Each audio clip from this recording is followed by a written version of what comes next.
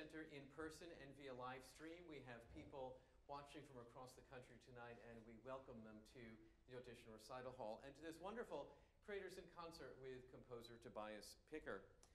The Creators in Concert program is an extension of Opera America's core commitment to supporting the creation and production of new work. Over the last 30 years, we have made grants of more than $13 million to our opera company members in support of the creation and production of new opera. Just last year, we initiated the Toulmin grant program for female opera composers, encouraging the creative force of female composers and librettists within the field.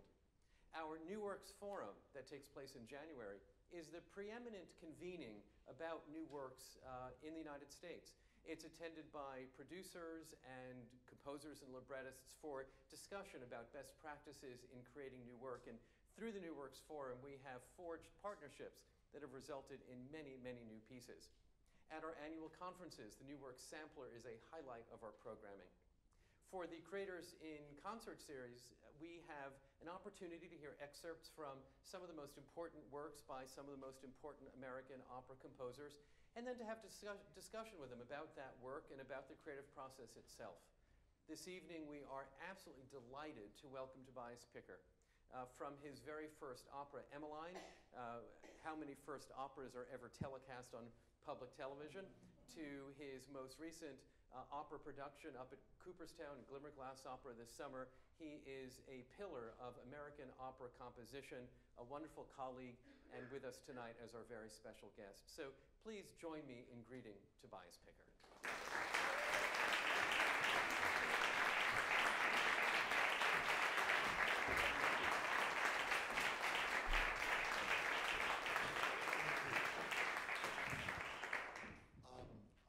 I'm here to introduce the program, so you'll hear from me again.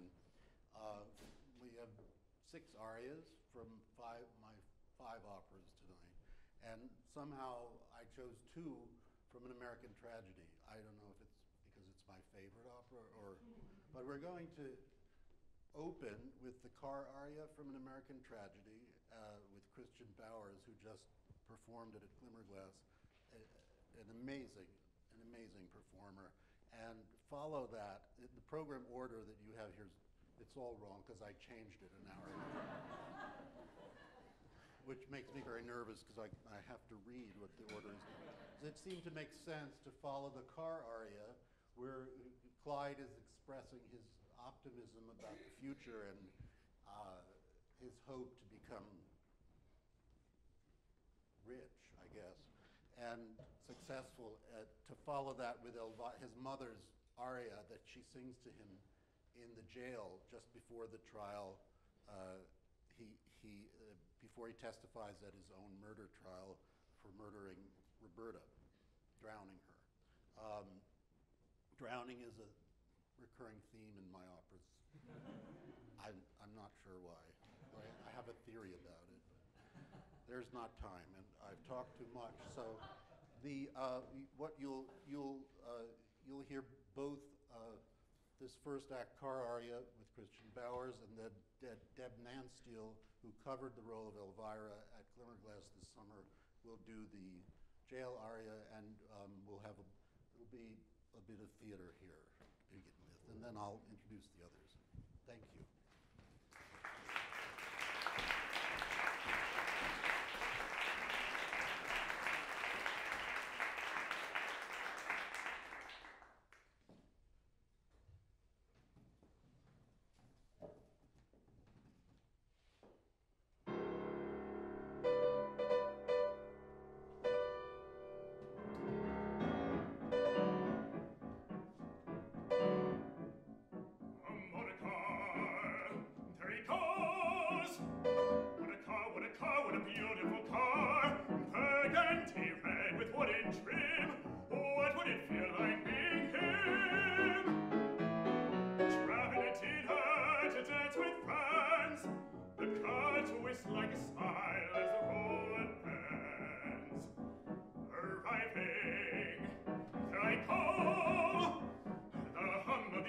Still in my veins, a hum that sings what I've always known. My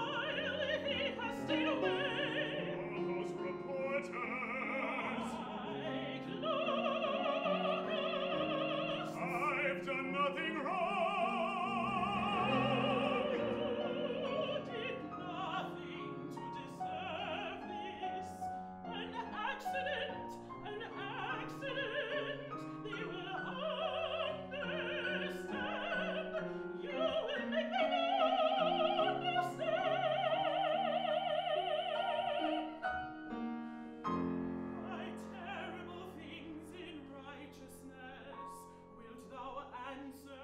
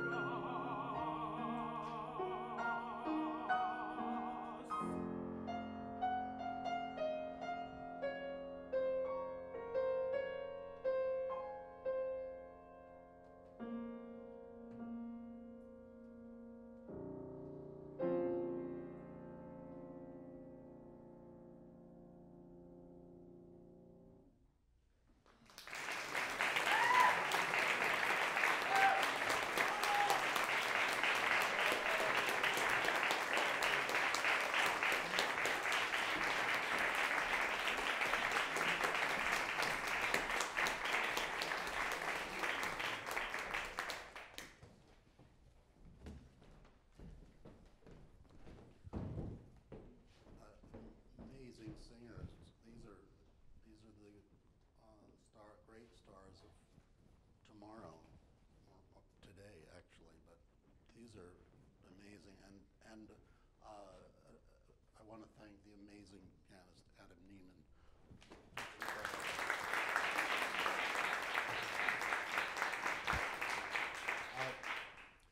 The next aria is from the last opera I wrote, Dolores Claiborne, which was premiered just a year ago in San Francisco. And Ashley Emerson has taken a break from singing, what is it she sings? Papagena at the Met to learn There Should Not Be Stars from Dolores Claiborne, which is very generous of her, and she did not do the role in San Francisco, so that's why you see this here. And without further ado, Ashley Emerson.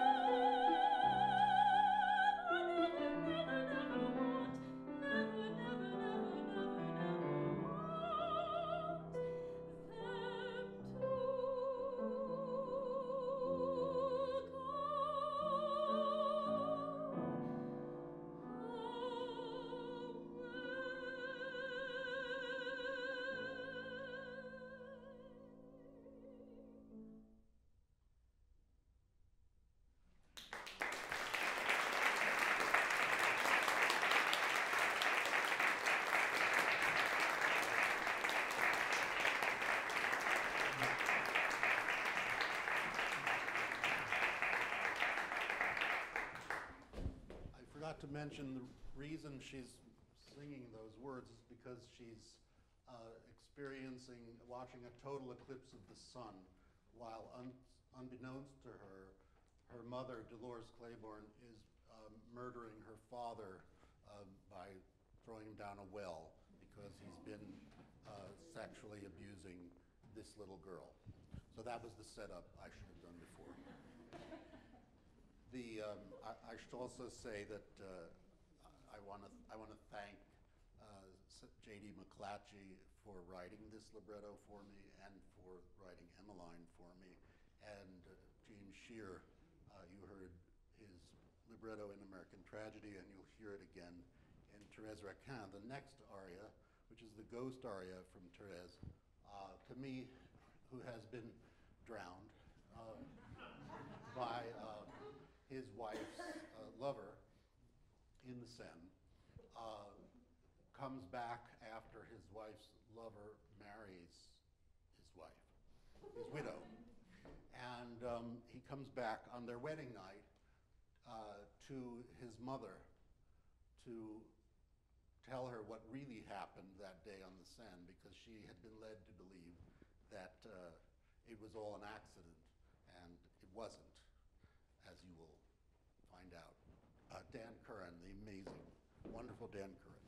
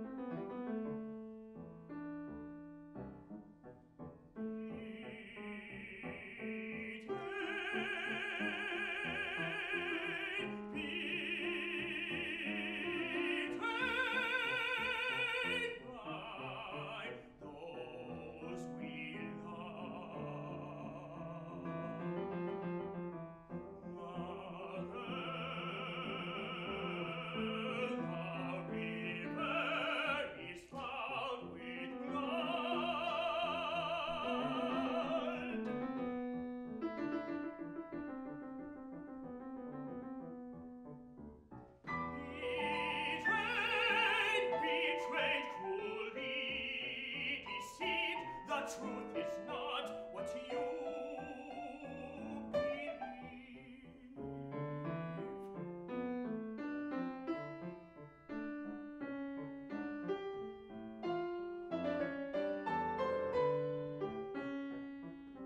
Hear me, hear me, hear me. I've come here, he's next to you now. My breath is the breeze that moistens your brow.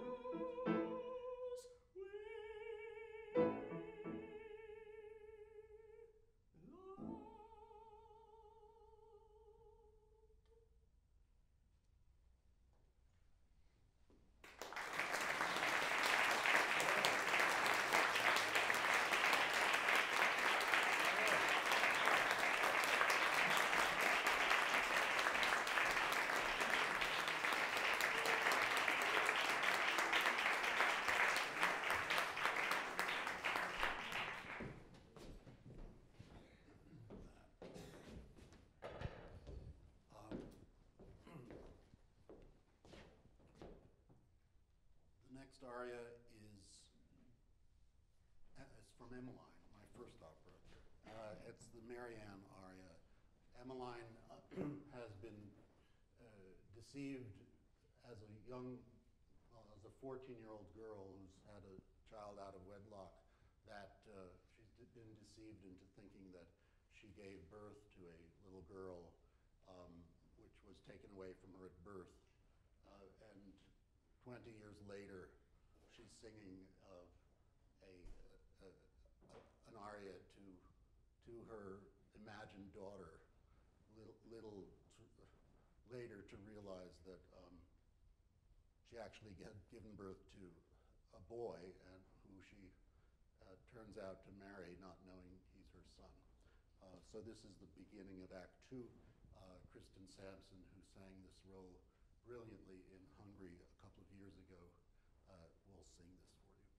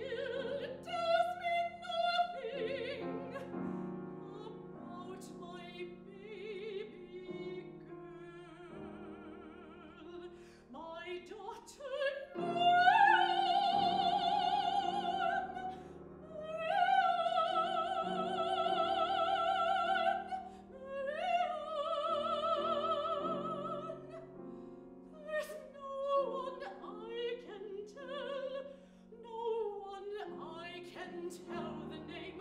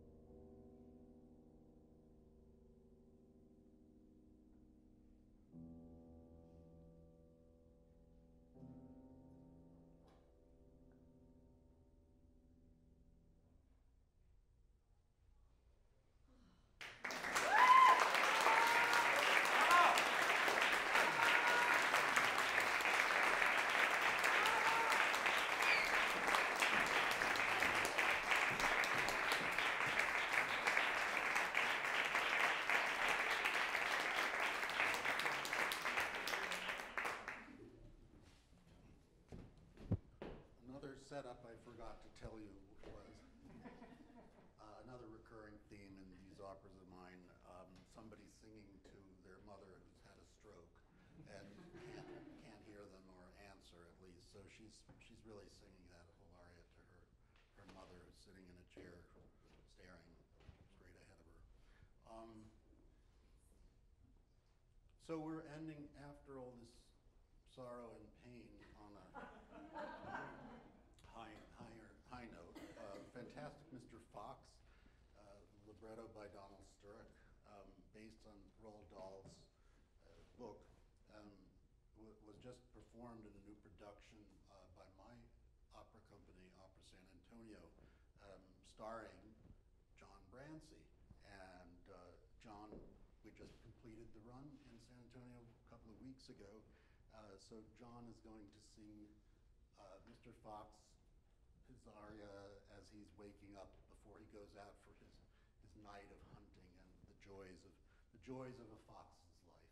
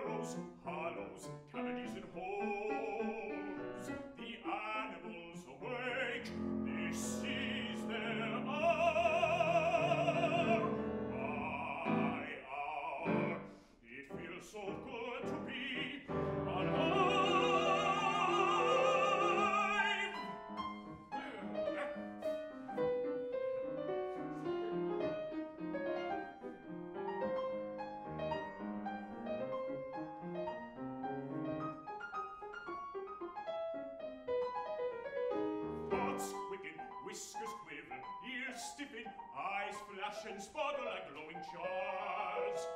Adventure, mystery, wonder fills the air. Feel them, hear them, smell them, see them, taste, taste, taste them. Why does it feel so good to be alive? Nature fills me with fierce excitement. Scent of life, free to wander, untamed and untamable, she fills me with vagabond joy. Life burns in my veins, possessing my senses. It flows through my heart and my mind, alive and ecstatic, cunning and quick. The fox knows the secret of freedom. The fox knows the secret of freedom.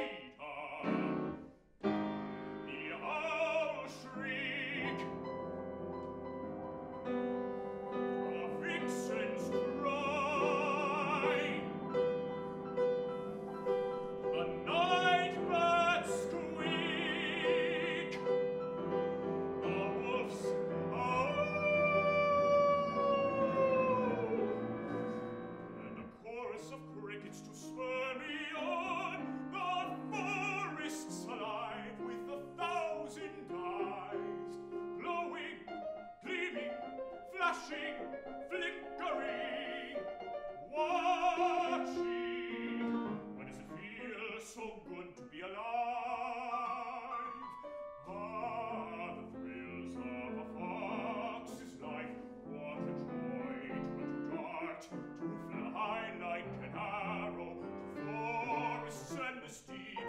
The wind at my face and my cubs behind me. A sudden ecstatic excitement just ahead. This is the hour, my hour. Why does it feel so good to be alive? Alive!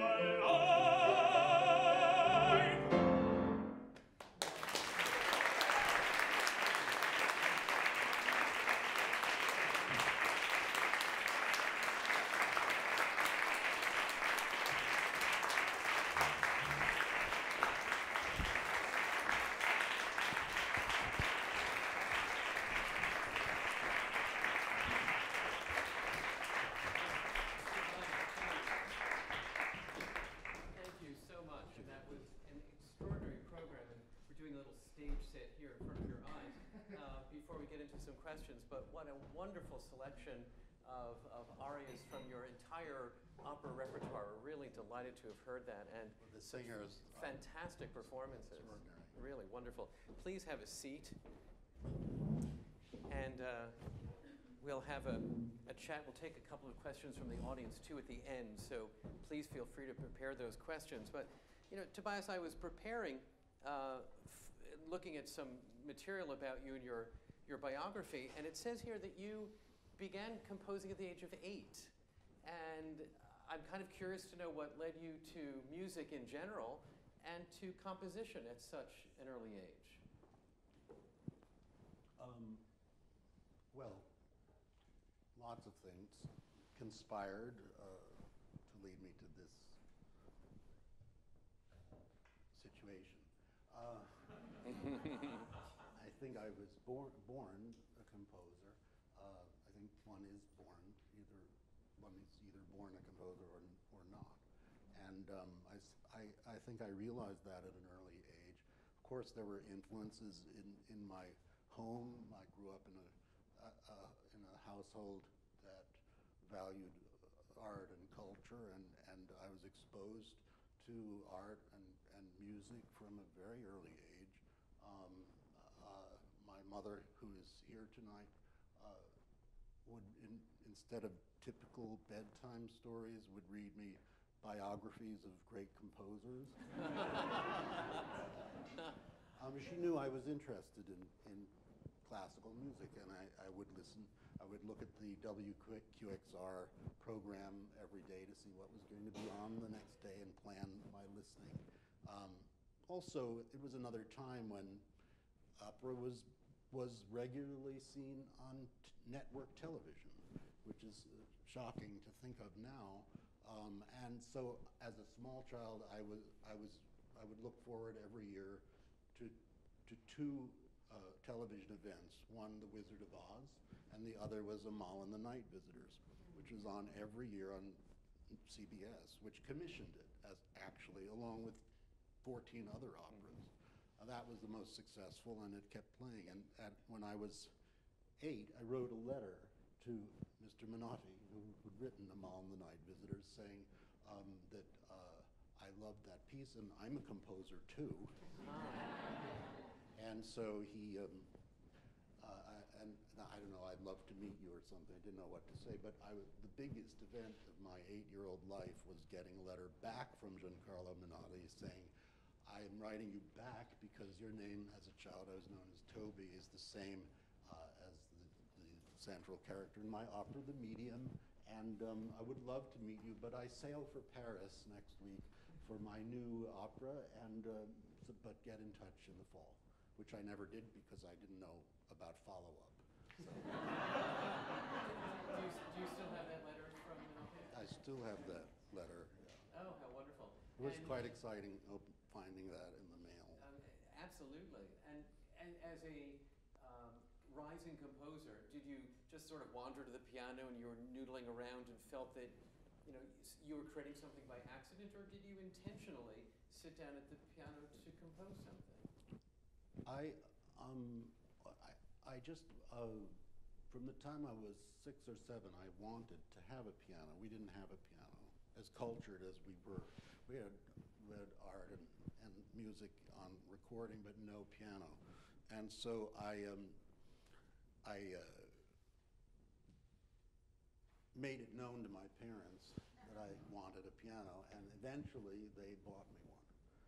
And I started to improvise at the piano before I could even read music, before I could play anything. I would say I started composing. Improvisation is a very key component of a composer's toolbox. So I started composing before I could really compose. But it took you several decades to get to opera. And you loved watching Amal, and you liked watching opera on television, but you're a mature composer by the time you get to Emmeline. Yes, I was 40, I think. And that's because I wanted to learn as much as I could about writing for the orchestra, and starting with chamber music and then writing orchestra pieces, concerti for every instrument, and to also learn something about writing for the voice before writing an opera. And I felt I always knew I would write operas eventually, but that it would require a good grounding, and that the orchestra, understanding the orchestra, was extremely important, because all the great operas have incredible orchestra parts as well as vocal parts. And you anticipated one of my questions, which is to know the amount of work that you've done in chamber music and the amount of work you've done in the symphonic field, and to wonder how those have informed your work as an opera composer. And I hear you telling us that the orchestral underground, the underpinning of your operas, the orchestra, is of prime importance, and you took a long time to get to opera in order to master that? Yes. And Now, the way it informed the writing for the voice, and maybe, I don't know how, but I've written 3 operas for the great Patricia Racette, and the last one she sang, Dolores Claiborne, she reminded me once again that I am not a piano. Maybe being a pianist myself and writing chamber music gave me a sort of a wider palette and an approach to the voice than is typical. Well, it's an unfair advantage when you write for a soprano who can sing anything.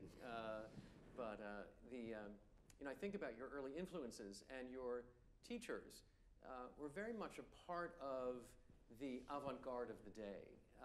And I'm wondering whether you're drawing on your education with those masters, whether you have adopted and adapted some of what you learned from them, or rejected it as you have found your own voice.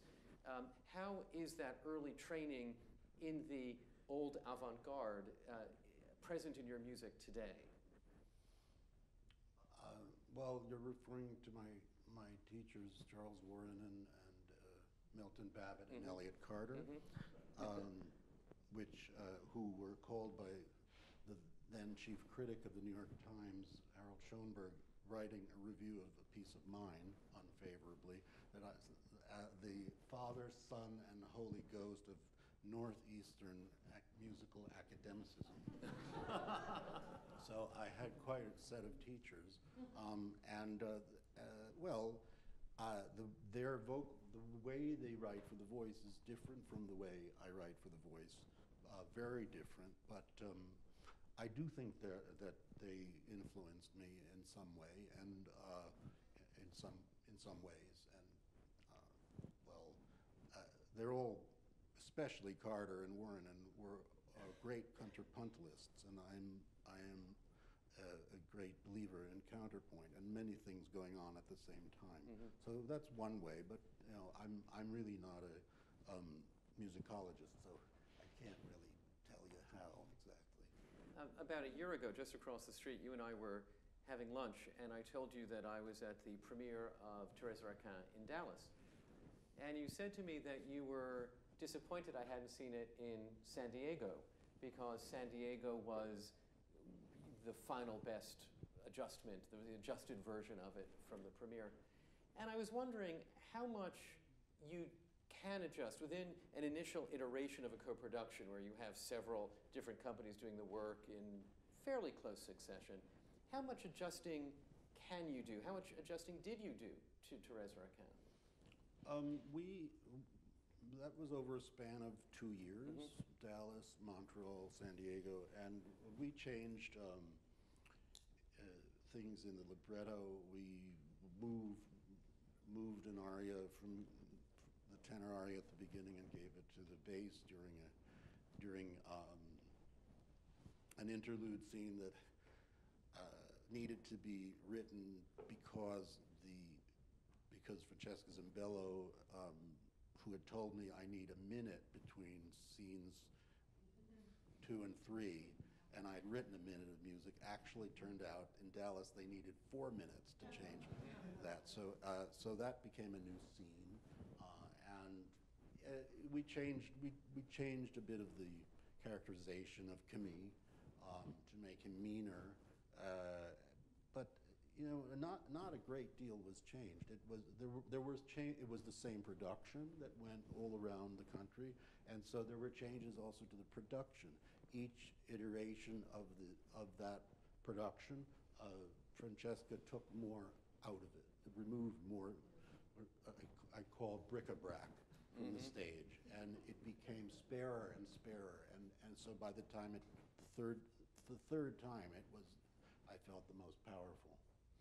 And that is the version that a company might perform today. They're not going to go back to the original manuscript, and the original version will creep up as we see original versions of Verdi operas that were revised creep in. It's impossible to burn old versions of operas anymore because they're all on electronic files somewhere, but I try my best to destroy them. But that is the version that Chicago Opera Theater is doing this season, and Long Beach Opera. And except they're doing it, I reduced the orchestration to 18 instruments to make it more practical for smaller companies to perform. And I wanted to talk about that because you also, in a way, reduced American Tragedy for Glimmerglass. No. Adjusted, but didn't reduce? I didn't change a thing in the orchestration. Okay. The orchestration when it was first performed at the Met, it was the same orchestration. It was a small orchestration, and it was a full orchestra, but not triple winds and not 8 Wagner tubas. It was a small Brahms-sized orchestra, and I did that because I felt it could travel more easily than something that writing for all the forces available at the Met. So it fit right into the Glimmerglass pit. What we did was revise we did big revisions to the storytelling. We cut the first 17 minutes of the opera to get to the story faster. We threw out one aria and replaced it with another. We changed the ending. It really was a very important revision of the piece that Gene Shear and I did, and we really are. This is the American Tragedy that we're happy to leave in the world, and we're very grateful to the Met for their $4.5 million workshop. What is it like revisiting a piece that was your creative focus 10 years earlier? Do you have to go back to the creative place you were in 10 years ago? Can you approach it fresh, but have you changed as a composer in the 10-year period? What's it like revisiting history? In the 10 years, I learned the lesson Oscar Wilde taught us, that a writer's best tool is sometimes the wastebasket. And so in those 10 years, I was able to say, okay, I loved the first 20 minutes, and they were marvelous, but out. So I had changed in that. I'd matured as a composer so that I could look at it much more objectively. And now the opera is successful. I know people love the Met. Some people tell me they loved it at the Met, but in the Glimmerglass production with Christian Bowers and other singers playing roles of characters their own age, it just had such power, and I hadn't even realized that what we had written really an American tragedy, because it wasn't just a tragedy for the poor girl who he drowned or who accidentally fell out of the boat. It was a tragedy for every single character in that opera, from a different point of view and a different perspective about American life. So we were very proud of, we are very proud of the final version. And yes, the earlier version, certainly it's been withdrawn. If anybody ever does it, you know, I'll come back from the grave and haunt them. Like your sources are very literary. And I wonder, do you read voraciously? Do people bring you ideas? How do you know when you've hit on a subject or a novel that should be an opera? Each one happens a different way. Emmeline, I found out about because there was a documentary about the real life Emmeline on An American Experience on TV, and I knew Judith Rossner, who'd written a novel based on this true story, so it just cried out for opera to me. An American Tragedy I grew up with. My father had an autograph first edition on his bookshelf. He admired Dreiser, so I knew that. You know, Thérèse Raquin, I was looking for a subject for my third opera, and my family and friends were all reading. We were all reading different things and couldn't find the right thing. And my sister called up one day and said, you know, I was dusting the bookshelf today, and this book fell off that I read when I was in college. And I read it, she's a very fast reader, this afternoon, and I really recommend you read Thérèse Raquin, because I think that could be your next opera, and it was. How wonderful. What a great story. Having your family deployed as your readers out Yes. the world. I have to credit also my mother, again, because she would read a lot for me and give me excellent synopses. Summaries of operas, so that she would give me cliff notes that I could read quickly and get the feel for whether it was the right thing. How wonderful. How wonderful. You just had an important opening down in San Antonio, and there is a wonderful new company in San Antonio called San Antonio Opera San Antonio, thank you. And you brought a performance program from the first production it did in the new Tobin Center for the Performing Arts, fantastic Mr. Fox, and it was 4 sold-out performances. What is it like to be an opera company artistic director? Because you're now thinking about an audience, and you're thinking about all the production demands and schedules. You're no longer just thinking in your studio about the notes you're putting on the page. What's it like? Well, it really depends what day you ask me that. It's very different being on the other side and being involved in producing what I write and what others have written before me and after me. So it's just different.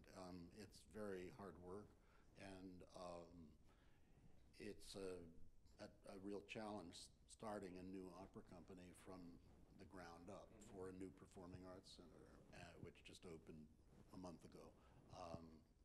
But being in residence, the resident opera company of the Tobin Center is a great help to us, and we're being embraced by the community there. And the success of our first production certainly bodes well for the future for our next production, which is Salome, and will be Patricia Rissette's first stage production of Salome, and Michelle DeYoung's first Herodias, J. Hunter Morris's first Herod, Brian Jade's first Narrabeth, and Alan Held will be, as usual, John the Baptist.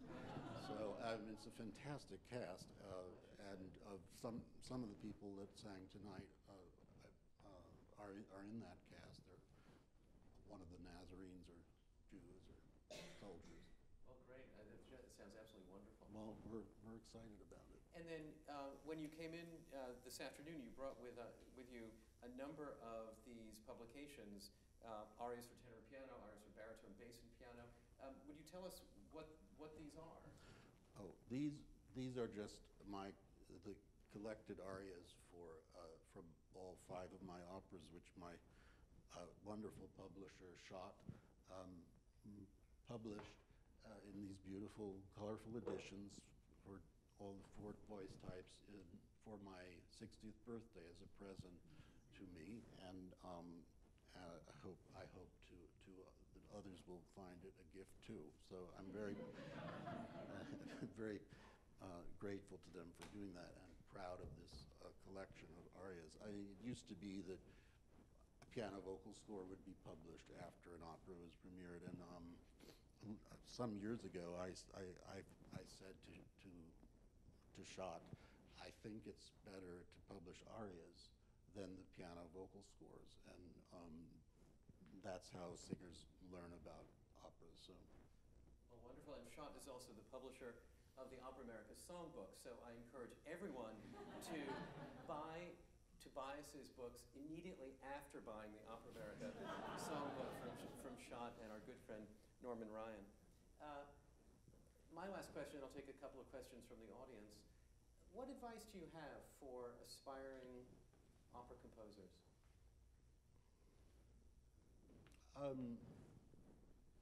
Well, it's very old-fashioned. My advice is very old-fashioned, because composers write now they write in different ways than I was brought up, the traditions I was brought up with.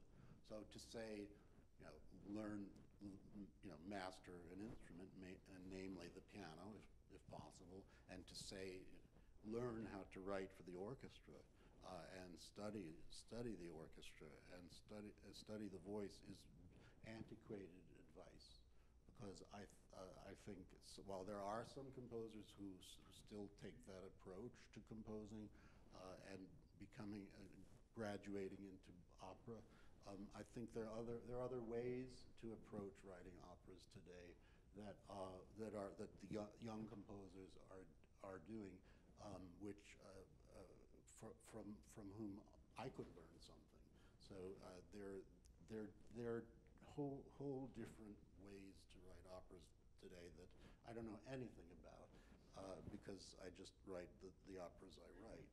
So I don't know how to mix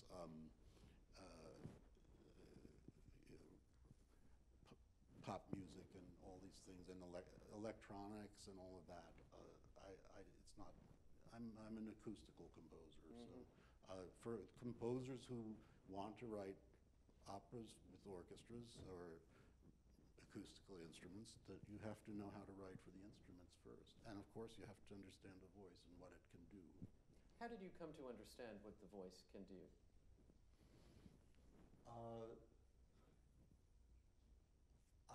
I had a muse in a wonderful lieder singer who's a dear friend of mine and has been for 40 years, Judith Bettina, and she got me to write my first song. She gave me a poem of Goethe once, and from a book that she bought on the street from a street vendor, and said, you need to make this into a song. And I was writing a piano concerto, and I was like, yeah, okay. And she put it on the piano, and every time she'd visit, she'd say, have you set that song for me yet? I want to sing this song soon. And I said, no, I will. And she came up about a year later for Thanksgiving, and was staying for a couple of days, and she said, here's the poem. Go in your studio and don't come out until you've finished writing that song. And she closed the door, and that's what I did. And I think I first learned about writing for the voice from her, and her just showing me and demonstrating and teaching. But I learn about the voice from every single singer that I write for. Every one of these young singers teaches me something new about the voice. There are things that some young singers today can do that singers 50, 100 years ago would not have been able to do.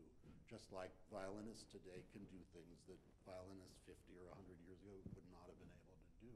So I learned from this, really from singers, how to write for the voice.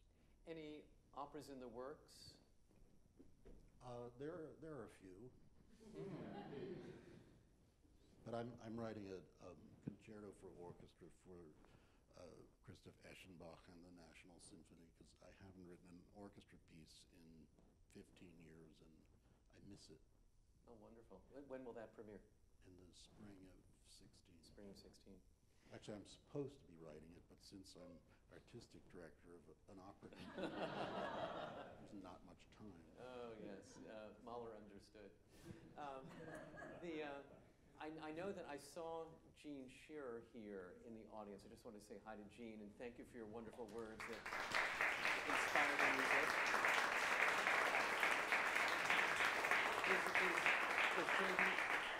Is JD here? I haven't seen. Is JD here? No. Well, we thank him in absentia for giving you the material that gives you inspiration. Yeah, Jean, I didn't know you were here. I would have acknowledged. But are there questions from members of the audience? Laura Lee is equipped with the Opera America roving microphone. Yes. And we use the microphone so that way people on the live stream can hear the question.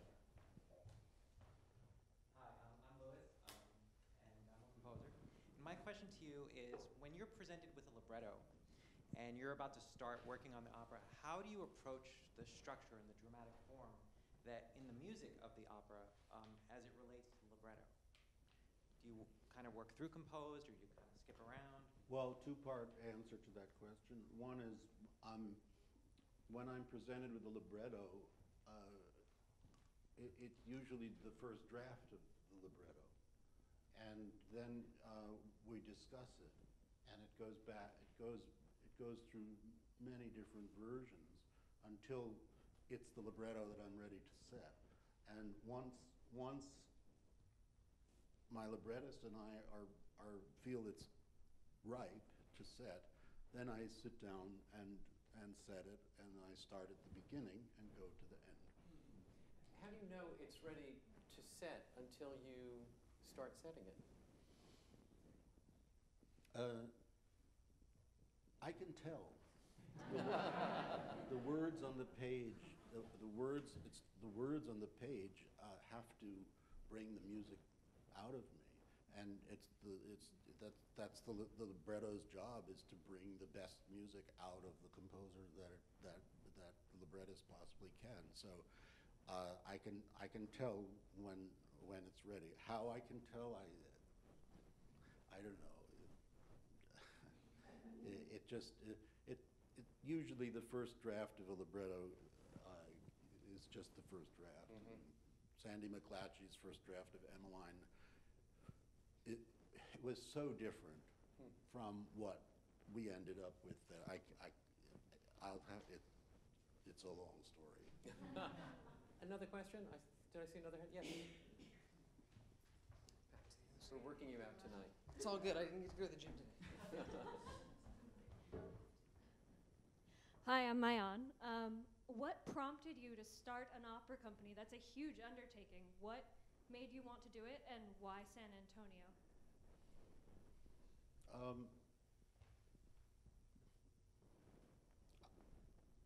Why San Antonio first? San Antonio was the last major city in Texas to decide to build a performing arts center. It's the 7th largest city in America, and they didn't have one. Once they decided they were going to build this fabulous facility, and I found out they needed a first-rate opera company, I became very interested in working on that. I also had worked in Texas as composer in residence of the Houston Symphony. I'd written an opera for the Dallas Opera. My brother lives there, so Texas is a part of my life. And why I wanted to be involved from the ground up was because I felt that as a composer and a practitioner of the art, I might have something unique and fresh to bring to the profession of running an opera company, the artistic side of running an opera company, because there are no other composers running any major opera companies in America. A small one maybe, or here and there, there are, but all of the major opera companies are run by former singers or directors, right? And production managers. Production managers, but I wanted to create a company that would be different because an opera composer was running it and would make different kinds of choices than somebody who'd never written an opera before would make. Well, we certainly wish you great success with Opera San Antonio. And my last question is, has any 8-year-old composer written to you?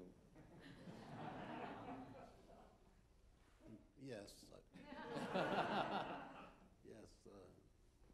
Yeah, children write. Do you respond? Oh, yes, I do. How wonderful. I do. Yes, I do.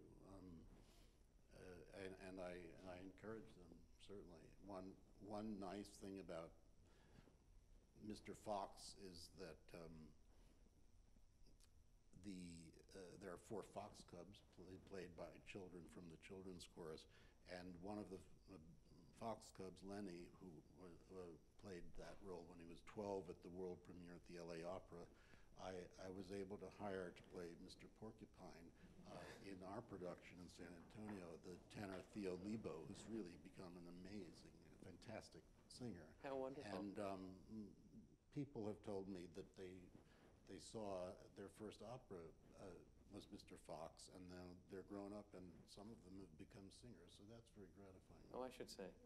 Well, for an evening of wonderful music and for your insights and generous spirit, we thank you. We wish you great luck in San Antonio with the other opera projects, with your orchestral project. We look forward to hearing much, much more from you. Thank you. Tobias Picker, thank you.